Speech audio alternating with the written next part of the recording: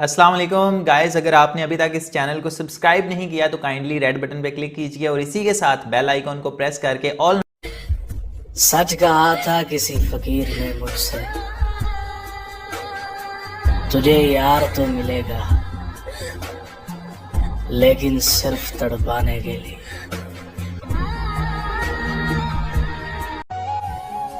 ہائے اوے بے وفا، کسی اور کا ہو کر کہتا ہے تمہاری جگہ کوئی نہیں لے سکتا۔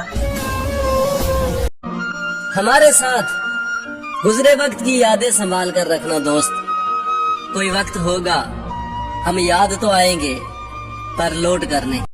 بیمار تو تیرے عشق میں ہو ہی گیا ہوں میری جان، اگر میں مر گیا تو میری قبر پہ بھی مت آنا۔